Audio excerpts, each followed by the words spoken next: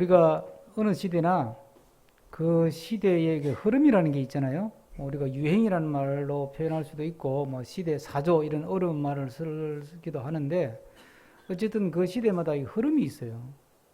그 흐름이 요즘 우리가 사는 이 시대의 큰 흐름 중에 우리가 놓치지 말아야 될 것, 또 쉽게 알 수 있는 큰 흐름이 하나 있는데, 그게 뭐냐면 융합, 복합 또는 융복합이라는, 융합이라는 게 섞이는 거잖아요. 이게 이것저것 섞어서 새로운 걸 만드는 거예요. 사람하고 기계를 섞어가지고 인공지능 로봇을 만들잖아요. 이게 자동차도 하이브리드 같은 자동차는 원래는 기계가 기름 힘 가지고 가는 차잖아요. 거기에 전기장치를 넣으니까 전기차하고 기름차가 같이 가는 거예요. 이게 하이브리드예요. 근데 이제 거기다가 컴퓨터, 전자가 같이 들어오면 그게 뭐가 되죠? 이제 자율주행차가 되는 거예요. 네. 그러니까 보세요. 기계공학에서 전기공학으로, 전기공학에서 전자공학으로 발전하는데 이 세 가지가 같이 섞인단 말이죠. 그러니까 모든 산업이 서로 섞이는 융복합 산업으로 가는 겁니다. 그러면 산업만 그러냐? 사람의 생각도 다 섞이는 거예요. 우리나라도 이제 외국인 노동자가 200만 명이 넘었다 그러죠. 그럼 불법 체류자까지 포함하면 엄청 많을 거예요. 그죠? 그러다 보면 자, 외국 사람들 여러분들 지나갈 때 외국인들이 쑥 지나가면 쳐다봅니까 요즘? 안 쳐다봐요. 전에는 쳐다봤단 말이죠. 그만큼 익숙해진 거예요. 그러니까 내 생각 속에 전에는 저 우리나라 사람이야 이상하게 생겼다. 뭐 그렇게 궁금하고 호기심도 있고 그렇게 쳐다봐졌는데 이제는 안 쳐다보는 거야. 그만큼 내 생각 속에 익숙해진 거예요. 받아들였다는 거지. 그럼 내 생각이 그만큼 이제 섞여 있는 거지. 그동안에는 단일 민족, 우리나라 사람 이런 것만 생각하다가 뭐 백인도 있고 흑인도 있고 뭐 동남아 사람도 있고 뭐 유럽 사람도 있고 여러 사람들을 머릿속에서 자연스럽게 받아들여 가지고 사람에 대한 생각이 섞이는 거죠.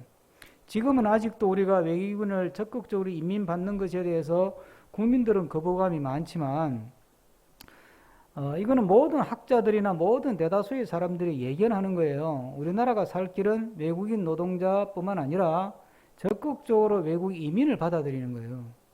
이건 피할 길이 없습니다. 피할 길이. 그러다 보면 불교도 들어오고 종교적으로 보면 이슬람도 들어오고 다 들어오는 거예요. 이제 어쩔 수 없어요. 예? 그 속에서 우리가 어떻게 복음을 지키고 믿음을 지키고 복음을 전하고 또 복음을 지키면서 갈 것인가 이제 이게 우리가 고민하고 기도하고 해야 될 일이지 그걸 막을 수가 없습니다. 그러니까 그만큼 막 섞인다는 거예요. 섞인다는 거예요. 이런 일이 사도행전 초기부터 있었어요. 이게 어떻게 보면 세상의 흐름이기도 하지만 영적으로 우리가 신앙적인 관점에서 보면 이 섞이는 게 좋은 점도 있지만 굉장히 위험한 점도 있습니다. 좋은 점은 우리가 외국 사람에 대한 거부감을 해소하고 자연스럽게 복음을 전할 수 있다. 또 외국의 좋은 점 받아들이고 또 교회가 그만큼 좋아지고 이런 건 좋은데 위험한 건 뭐냐면 자꾸 이렇게 섞이다 보니까 이게 진짜 복음이 뭐야? 우리가 복음 말을 많이 하는데 다 복음적이래. 제가 이렇게 목사로서 설교하면서 살지 않습니까? 근데 뭐 가끔 교인들이 그래요. 저한테도 우리 교인들도 그렇게 말한 분 많았었어요. 목사님 어떤 목사님 설교 들어보셨니? 왜요? 이러면 그 목사님 설교는 굉장히 복음적이래. 그러면 홍정원 목사 설교는 덜 복음적인가? 뭐 저하고 비교한다는 뜻이 아니고 그러면 굉장히 복음적이다 할 때 그 복음적이라는 게 무슨 뜻이에요 도대체? 예? 또 어떤 분은 그래. 목사님 어떤 목사님 설교는 굉장히 성경적이에요 그래. 그러면 이제 제가 그럴 때는 그럼 왜 그 목사님 설교가 성경적이죠? 이러면 그분은 세상 이야기는 일치 안 하고 성경 이야기만 한대. 그럼 제가 물어봐요. 그러면 그분 설교는 예화가 안 들어가요? 예화는 들어간대. 그러면 세상 이야기는 안 하고 성경 이야기만 한대. 그 말은 무슨 소리예요? 그러면 답을 못해. 굉장히 성경적이래. 여러분, 성경적이라는 게 도대체 무슨 뜻이에요? 네? 복음으로 돌아갑시다. 그걸 누가 반대하겠어? 우리 복음적인 신앙으로 무장합시다. 아멘. 다 아멘이지. 복음적으로 삽시다. 아멘. 다 아멘이지. 그런데 그 복음적으로 사는 건 어떻게 사는 거고, 복음적인 신앙으로 돌아가는 건 어떤 신앙으로 돌아가는 거예요? 복음이라는 말을 쓰면서 생각은 다 달라. 소위 말하는 동상이몽이라는 거지. 말은 똑같이 복음 이야기를 하는데 생각은 각각 다 다른 거예요. 이 사람은 이런 게 복음이라 그러고 저 사람은 저런 게 복음적이라 그래. 이 사람은 이런 게 성경적이라 그러고 저 사람은 저런 게 성경적이라 그래요. 그럼 어떤 게 성경적이고 어떤 게 복음적이냐는 거예요. 여러분.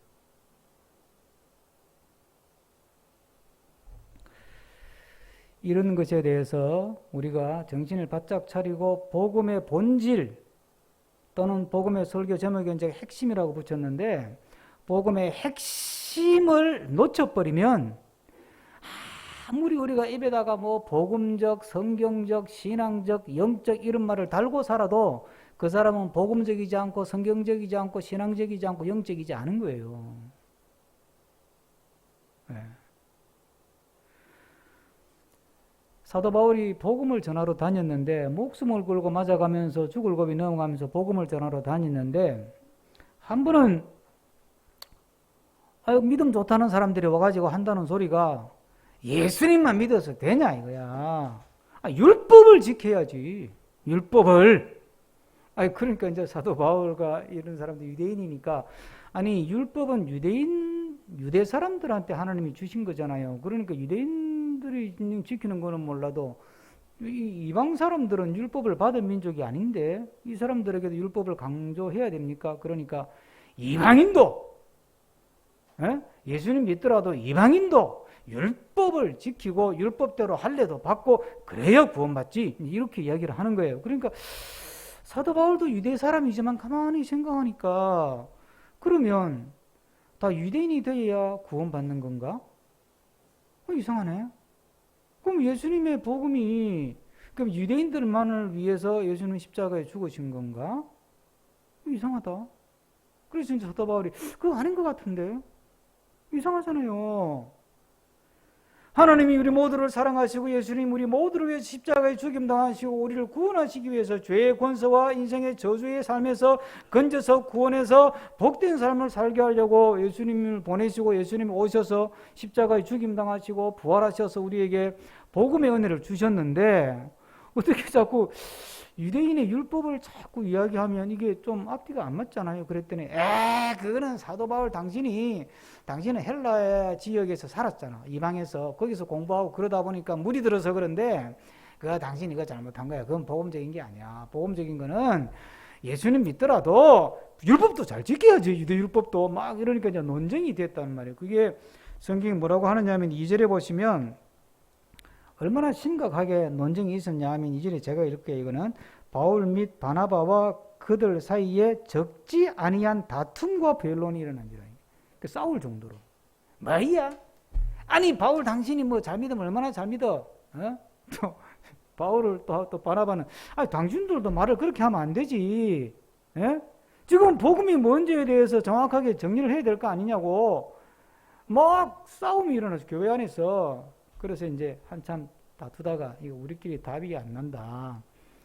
안 되겠습니다. 그러면 자 바울, 바나바 또 여러분 몇 사람 좀 대표적인 사람 뽑아가지고 당신들 예루살렘 가서 예수님의 제자들을 만나가지고 그 예수님의 제자들은 예수님한테 직접 배운 분들이니까 그분들한테 물어보고 답을 가지고 오시오. 이렇게 이제 보낸 거예요. 그 이제 어느 날 갑자기 바울하고 막 그 일행이 우르르 몰려왔어. 예루살렘 교회로. 그 이제 제자들이 다 모였지. 다 모여가지고 무슨 이야기냐 그랬더니 처음에는 이제 하나님께서 복음의 은혜로 그리스도의 사랑으로 이방의 기적이 나타나고 구원받는 자의 수가 더하고 그래서 안디옥에도 교회 세우고 비두니아 이기온에 교회로 세워지고 그래서 참 하나님의 구원의 역사가 놀랍습니다. 보고하니까 아이고 감사합니다. 할렐루야 박수치고 수고 많습니다. 이제 거기까지는 잘 돼서 그런데 하나 질문이 있습니다. 뭡니까? 예수님만 믿으면 구원받습니까? 아니면 예수님 믿어도 유대인의 율법을 지켜야 됩니까? 그러니까 거기서 또 이제 논쟁이 생긴 거야. 보세요. 그 예루살렘에서도 또 그것 때문에 또 막 논쟁이 또 일어나는 거예요. 그 안에서도 예? 심각하게 논쟁이 일어났어요. 그 안에서도 예? 그러니까 6절에 보면 사도와 장로들이 이 일로 의논하러 모여 많은 변론이 있은 후에 막 논쟁이 일어나가지고 예루살렘 교회도 복음 예수님 믿고 구원받는다는 게 뭐냐 복음이 뭐냐 막 이 논쟁이 일어나가지고 한참을 베드로가 듣고 있다가 제가 한마디 이제 하겠습니다. 정리를 합시다. 예? 제가 한마디 하겠습니다. 그리고 이제 베드로가 일어나서 한 말이 오늘 이제 본문의 주제예요. 이게 사도행전 15장은 성경 공부 차원에서 보면 사도행전 전체를 읽어가는데 굉장히 중요한 이 분수령을 이루는 지점이에요. 이 15장이. 15장에서 잘못했으면 기독교는 완전히 쪽박을 찰 뻔했어요. 복음적인 신앙은 완전히 변질되고 퇴색해가지고 완전히 쪽박을 찰 뻔했어요. 진짜. 그런데 이 15장에서 그들이 기도하고 논쟁하고 토론하면서 베드로가 딱 결론을 맺었을 때 이게 하나님의 음성이다. 그리고 이 예루살렘 이 교회 예루살렘 회의에서 그 베드로의 발언을 듣고 아멘. 그리고 그걸 다 받아들여요. 반대했던 사람도 아멘. 예? 찬성했던 사람도 아멘. 그러면서 복음을 지키게 된 거예요. 그래서 이 예루살렘 회의, 예루살렘 교회 회의가 1차 종교회의, 신앙회의 이렇게 부릅니다. 교회사에서는 굉장히 중요한 회의예요. 네. 자, 오늘 이 이야기를 함께 보면서 복음의 핵심을 붙드는 믿음은 어떤 믿음인가? 복음의 핵심이 뭐냐? 복음적이라는 게 뭐냐? 성경적이라는 게 뭐냐? 복음 소리 많이 하면 복음적인가? 성경 구절 인용 많이 하면 성경적인가? 아닙니다. 그건 분명히 정리합시다. 먼저 머리에 넣으실 것은 복음적, 영적 이런 말을 많이 한다고 그 설교나 그 가르침이 영적인 것도 아니고 복음적인 것도 아닙니다. 이 복음 소리, 영적 소리를 제일 많이 하는 기독교 종파가 어디입니까? 구원파예요. 구원파. 예? 구원파. 우리가 이단이라고 분류하는 구원파예요. 그 사람들이. 그 사람들이 입만 열었다 그러면 영적, 복음적 그래. 맨날 성경적 그러고. 그러면서 우리 보고는 우리는 육적이라고 그러고 비복음적이라고 그러고 비성경적이래. 예? 그러니까 여러분 복음적, 성경적, 영적 이 소리 또 모르고 함부로 하면 안 된다는 거예요. 네. 자, 한번 봅시다. 복음이란 말이 뭐냐면 복음이란 말이 오늘 본문에서 복음이란 단어가 제일 먼저 나오느냐 하면 7절에 나옵니다. 7절 한번 읽어보겠습니다. 많은 변론이 있은 후에 베드로가 일어나 말하되 형제들아 너희도 알거니와 하나님이 이방인들로 내 입에서 복음의 말씀을 들어 믿게 하시려고 오래전부터 너희 가운데 나를 택하시고. 이게 좀 이상하지 않아요? 예? 이방인들이 복음의 말씀을 듣도록 하려고 하나님이 나를 택했대. 이 지금 말하는 사람이 누구라고요? 베드로예요. 베드로는 이방인의 사도입니까? 유대인의 사도입니까? 베드로는 유대인의 사도로 부름받은 사람이고 이방인의 사도로 부름받은 사람은 누구죠? 바울이에요. 그런데 지금 베드로가 이렇게 말하는 거예요. 그 당시에 베드로가 최고 대장이니까 예루살렘 회의의 최고 수장이거든요. 교회로 치면 담임 목사님이고 천주교로 치면 교황이란 말이에요. 그래서 이 천주교 교황들이 자기들은 베드로의 후예라 그렇게 말하는 거거든요. 최고 대빵이니까 베드로가 딱 선을 긋는 거예요. 하나님이 왜 나를 택해서 나에게 복음을 주셨냐? 이방인들도 복음의 말씀을 제대로 들어야 되니까. 지금 이방 교회가 질문하지 않냐? 그러니까 제가 지금부터 복음이 뭔지에 대해서 이야기할 테니까 여러분들 가만히 기도하면서 들어보시고 이제 하나님의 음성을 분별하고 최종적으로 우리가 결론을 냅시다. 이렇게 이야기를 시작하는 거예요. 여러분, 복음이라는 단어 자체는 우리가 잘 아는 것처럼 말 그대로 복음, 복소리, 그렇죠? 복복자, 소리 음자잖아요. 복소리, 복음, 영어로는 good news, 좋은 소식. 여러분, 세상에 좋은 소식은 많고 많아요. 예? 아니, 배 장로님이 갑자기 아파가지고 병원에 가서 수술을 잘 받고 건강을 회복했다. 좋은 소식이잖아. 그것도 복음이지. 예. 자녀가 열심히 공부해가지고 졸업해가지고 좋은 직장에 취직했어요. 좋은 소식이에요? 나쁜 소식이에요? 그것도 좋은 소식. 그것도 굿뉴스야. 예. 열심히 노력해가지고 작지만 이제 전세, 단건방, 사골세 다 거치고 전세 거치고 조그만하지만 내 집 하나 장만해서 그거 좋은 소식이에요? 나쁜 소식이에요? 그거 좋은 소식이야. 예? 우리나라가 경제가 안정이 되고 정치가 안정이 되고 수술도 잘 되고 막 경제 GNP가 올라가고 우리나라가 잘 사는 나라가 됐어요. 좋은 소식이 나쁜 소식이에요? 이것도 좋은 소식이에요. 예. 우리나라 대표 선수가 올림픽 가가지고 금메달을 땄다네요. 예? 이것도 좋은 소식이죠. 이것도 다 복음이에요. 그러니까 제가 세상 것 가지고 설명했는데 교회 안에서도 좋은 게 다 좋은 게 아니라니까요. 좋은 게 다 복음이 아니에요. 좋은 소리가 다 복음이 아니라니까요. 그러면 복음이라는 것은 뭐냐면 복음이라고 하는 것은 예수의 은혜라는 게 11절 베드로의 마지막 결론이에요. 이야기의 결론 11절 다 같이 읽습니다. 그러나 지금 너희가 어찌하여 하나님을 시험하여 우리 조상과 우리도 능히 매지 못하였던 멍에를 제자들의 목에 두르느냐 10절이고 11절 다 같이 그러나 우리는 그들이 우리와 동일하게 주 예수의 은혜로 구원받는 줄을 믿노라 하니라. 복음은 뭐라고요? 주 예수의 은혜로 구원받는다. 이게 복음이라는 거예요. 예? 주 예수의 은혜로 구원받는다는 말씀이 좋은 소식, 주 예수의 은혜로 구원받는다는 말씀이 복음이 되는 거죠. 그러니까 결국은 간단하게 정리하면 복음은 뭐냐? 예수 소식. 더 간단하게 들으면 복음은 뭐냐? 예수 그리스도가 복음이다.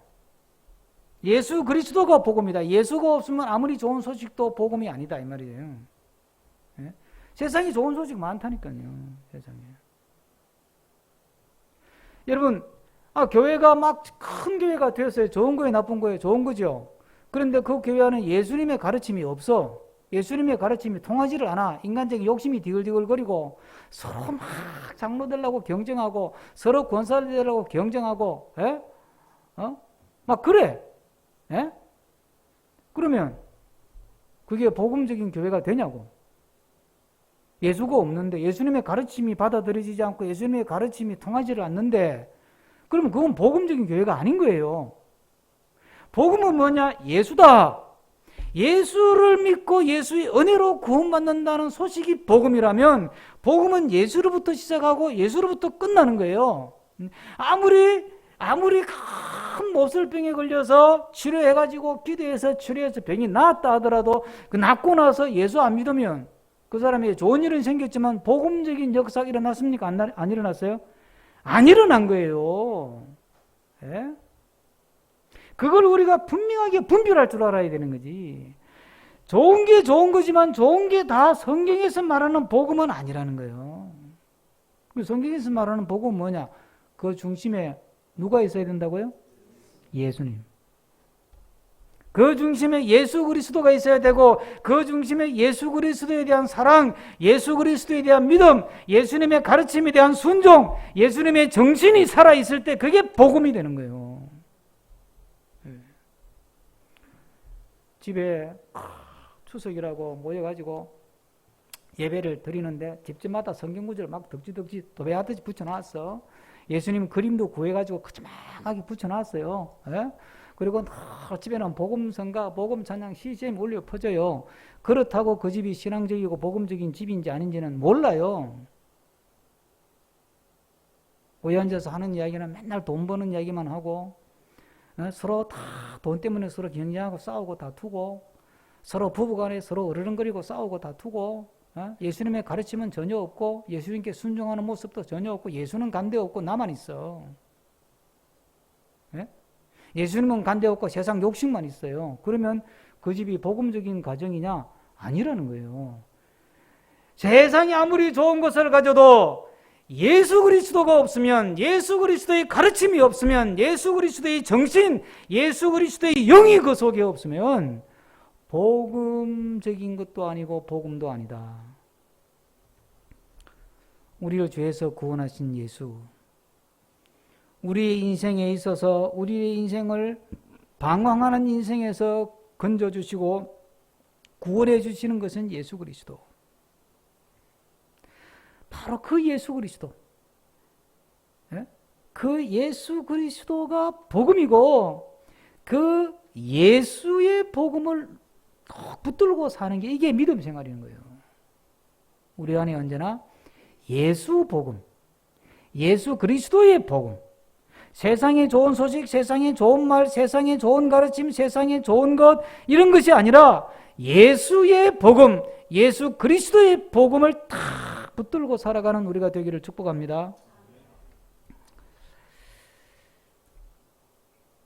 근데 자꾸 예수님 믿지 말라는 게 아니고 예수님도 잘 믿어야지. 예수님도 잘 당연히 믿어야 되고 율법도 지켜야 된다니까. 여러분 이게 굉장히 맞는 말 같은데요. 이렇게 되면 자 예수님도 잘 믿어야 되고 율법도 잘 지켜야 되는데 이게 천주교거든요. 천주교는 예수님 믿어요. 천주교도 예수님 믿습니다. 그 사람들 믿는데 행위, 선한 행위도 중요하다 이거 아니에요. 두 가지를 같이 놓고 가는 거야. 그러면 예수님을 믿어야 구원받는다는 게 선명해질까요? 흐릿해질까요? 예? 예수님 당연히 믿어야지. 예수님 믿고 그 다음에 율법도 지켜야 돼. 이렇게 자꾸 가다 보면 예수님 믿어야 구원받는다는 이 복음이, 예수로 구원받는다는 복음이 선명해질까요? 흐릿해질까요? 흐릿해진다니까요. 이게 사탄의 작전이야. 이게 사탄의 작전이라니까요. 복음은요, 복음은 예수만으로 충분하다는 거예요. 예? 구원받는 데 있어서 복음은 구원받는 데 있어서 예수만으로 충분하다. 예수님의 은혜만으로 충분하다. 예수님의 십자가만으로 충분하다. 다른 건 필요가 없다. 우리가 보람 있는 인생을 사는 것 예수만으로 충분하다는 거예요. 할렐루야. 예수만으로 충분하다. 예수님 안에 모든 것이 다 있다. 내 인생의 길이 있고 문제 해결의 길도 있고 영생받는 길도 있고 구원받는 길도 있고 예수님만으로 충분하다. 다른 것도 보탤 필요가 없다는 거예요. 제가 추석 그 예배 자료 준비하면서 어떤 말씀을 묵상할까 하다가 지금 때가 때이 많지 다시 한번 복음의 선명성에 대해서 믿음의 선명성에 대해서 점검하는 추석이 되면 좋겠다 생각해서 여호수아 24장에 여호수아가 마지막 했던 설교 말씀 중에서 너희가 오늘날 너희 섬길 자를 선택해라. 오직 나와 내 집은 여호와만 섬기겠노라. 제가 이 구절을 중심으로 설교 예배 자리를 준비했습니다. 여러분 바로 그거예요. 그거. 예? 세상에 좋은 게 많이 있거든요. 여호와를 안 믿는 게 아니고 그 뭐 바알도 조금 한번 구경도 하고 그 아스다롯도 좀 구경하고 예수님 믿는다니까 주일 지킨다니까 예수님 믿는데 필요하면 점도 한번 쳐볼 수 있고 오늘의 운세도 한번 짚어볼 수 있고 뭐 그런 거 아니에요? 예? 사주팔자도 한번 따져볼 수도 있는 거고 뭐 이사할 때 뭐 날도 한번 받아볼 수 있고 예수님 안 믿는 게 아니고 이사해서 또 하나님께 예수님께 또 예배는 드린다니까요. 예. 그거 아니라는 거예요. 예수님 한 분만으로 충분하다. 예수님 안에 구원의 길도 있고 기도의 길도 있고 영생의 길도 있고 복된 삶의 길도 예수 안에 있다. 예수 그리스도가 처음이요 나중이다. 예수님 말씀하시잖아요. 내가 알파와 오메가, 내가 처음이요 나중이요 시작이요 끝이다. 예? 내가 길이요 진리요 생명이다. 수고하고 무거운 짐진 자들아 다 내게로 오라. 내가 너희를 쉬게 하리라. 예수님 안에 참된 행복이 있고 예수님 안에 참된 쉼이 있고 예수님 안에 참된 안식이 있다. 예수님 한 분만으로 충분하다. 힘들고 어려울 때 다른 데 기웃거리지 않고 이 사람 저 사람 찾아다니지 않고 이곳저곳 기웃거리지 않고 힘들고 어려우면 지치고 고단하면 예수님이 탁 떠오르고 그 예수님 앞에 무릎 꿇고 기도하게 된다면 그건 이제 복음적인 믿음인 거예요. 복음은 예수님만으로 충분하다는 사실을 믿고 고백하고 사는 거예요. 끝으로 하나 더 함께 나눠볼 말씀은 이 복음은 결국은 예수님이다 또는 예수님만으로 충분하다는 말은 또 구체적으로 조금 더 들어가 보면 그게 무슨 말이냐면 복음은 예수의 사랑이라는 뜻이에요. 이방 사람들은 율법을 모르지 않습니까? 율법을 받은 민족이 아니에요. 그 사람들을 보고 율법을 지키라 이거는 무례한 거예요. 그렇죠? 네. 무례한 거라니까 무례? 그 경우가 없는 거지 그게. 왜 그런 행동을 하느냐 하면 이방 사람들 입장에서 그 사람들을 긍휼히 여기고 사랑하는 것이 아니고 예수 믿어야 구원받는다는 게 이게 하나의 교리처럼 받아들여 가지고 그 교리를 가지고 그 사람을 판단을 해버린 거거든. 그러니까 유대인뿐만 아니라 이방인도 유대인 율법을 지켜야 된다 이렇게 나오는 거예요. 그 속에는 영적인 우월감도 들어있고 뭐 선민 사상도 들어있고 뭐 신학적으로 풀면 복잡하잖아요. 결국은 뭐냐면 그 머릿속에 있는 게 예수님은 예수의 복음은 사랑인데 그 품고 용서하고 가는 사랑인데 그게 교리가 되고 신조가 되고 신학이 되고 율법이 돼가지고 그걸 가지고 다른 사람을 정죄하고 판단하는 거예요. 가난 교인이 된 젊은 집사가 한 이야기예요. 우리 교회 이야기가 아니고 한 이야기인데 믿음 생활을 열심히 하다 보니까 젊으니까 궁금한 것도 많고 의심스러운 것도 많고 뭐 따지고 싶은 것도 많을 거 아니에요. 그게 정상이잖아요. 예? 근데 교회는 그런 분위기를 허용을 잘 안 하거든. 예?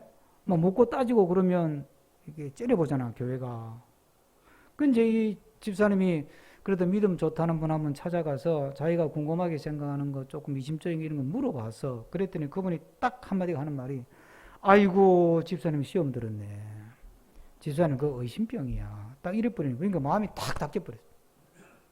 그래서 저분은 교인 수준밖에 안 되기 때문에 그런가 보다 생각하고 이제 목사님을 찾아갔어.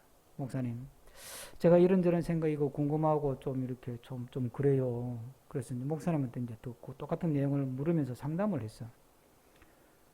그 목사님이 딱 말도 끝나기 전에 김지사 그거 그 집사님 믿음이 부족해서 그래요. 좀 더 기도해, 기도 안 하니까 자꾸 그런 생각이 들잖아. 이래 뿌리는 거야. 말만 다르지 똑같은 이야기야. 그게 마음이 또 한 팍 닫혀버렸어요. 그게 막 교회 적응이 안 되는 거야. 그래서 뛰쳐나갔다는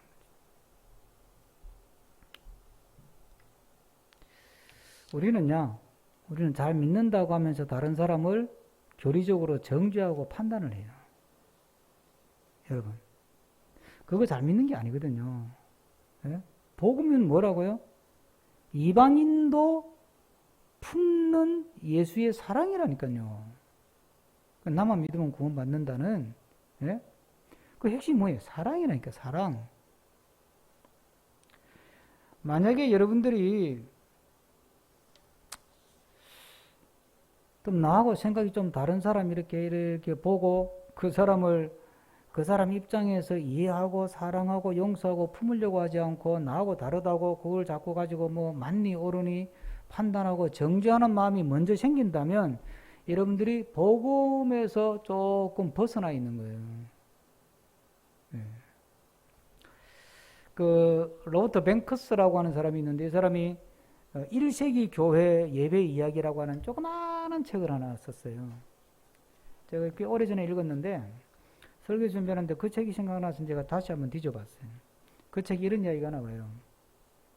로마 군인이 이제 교인들이 모임이 있는데 초대를 받은 거예요. 로마 군인이.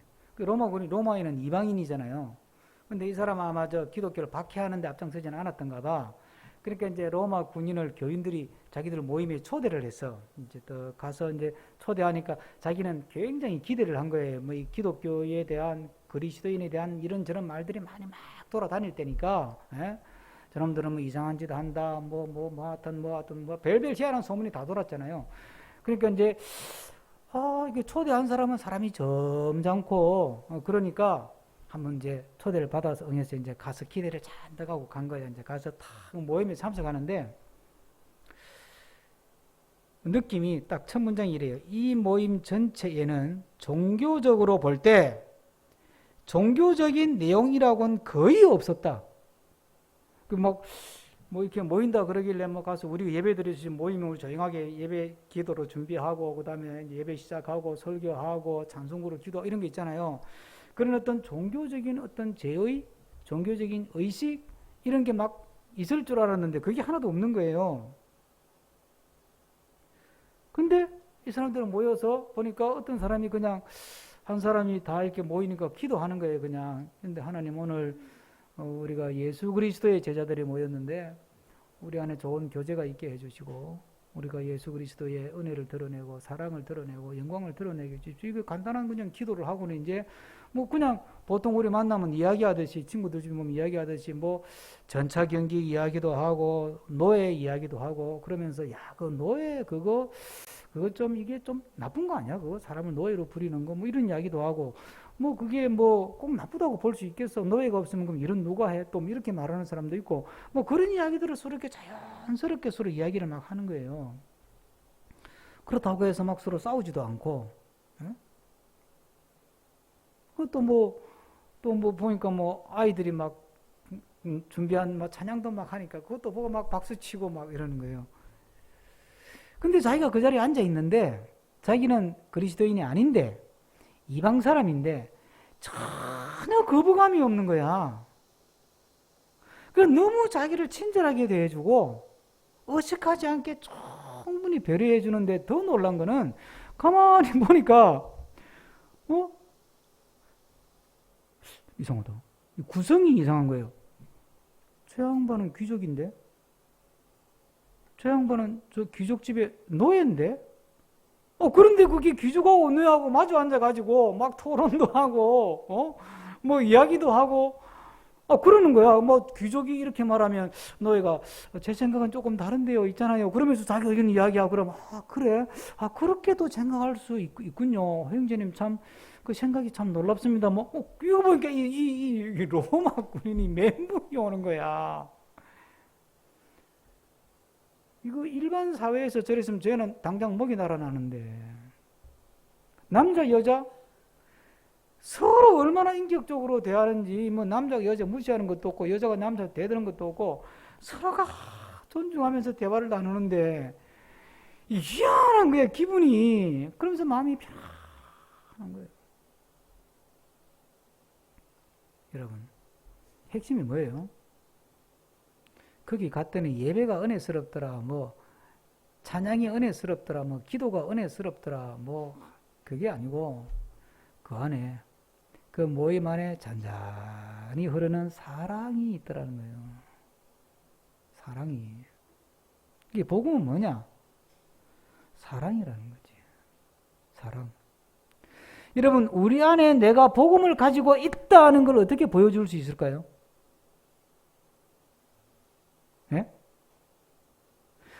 여러분 동네 이웃, 예? 옆집 사람, 친하게 지내는 친구 그런 사람들한테 내 안에 예수 복음이 있다, 내가 예수 복음을 가지고 있는 사람이다 하는 것을 어떻게 보여줄 수 있을까요? 다른 방법이 없어요. 그 사람들 앞에서 막 기도해요? 그런다고 예수님을 보여줄 수 있어요? 불가능하죠. 그 사람들 앞에서 막 성경을 읽어요? 아니면 그 사람들 앞에서 막 사행률을 줄줄줄줄 외우고 성경 구절을 외워가지고 예수님 믿어야 돼. 예수님 안 믿으면 지옥 가.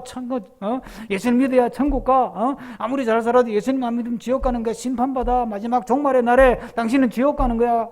예수님 믿어야 돼. 이렇게 이러면 예수님은 보여주는 거예요. 결국은 그래서 사도 바울이 뭐라 그랬습니까? 고린도전서 13장에서 사랑이 없으면 아무것도 아니다.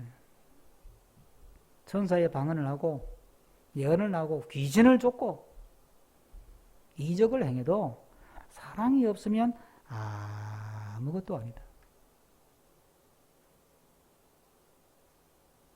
우리가 내가 예수 믿는 사람이고 내가 내 안에 예수의 복음을 가지고 있다는 것을 내 주변에 있는 교인이든 또 교인이 아니든 사람들에게 보여줄 수 있는 유일한 방법은 예수님의 사랑의 모습을 조금이라도 그 사람에게 보여주는 거예요. 내 안에 예수님의 사랑이 차고 넘쳐서 내 안에 복음적 사랑이 차고 넘쳐서 그 복음적 사랑이 흘러 넘쳐서 내 가족에게 내 이웃에게 사랑으로 예수님의 복음을 예수님을 보여주며 살아가는 우리가 되기를 주의 이름으로 축복합니다. 이게 복음의 핵심인 겁니다. 복음은 예수다. 복음은 예수만으로 충분한 것을 믿고 고백하는 것이다. 복음은 예수의 사랑을 보여주는 것이다. 기도하겠습니다.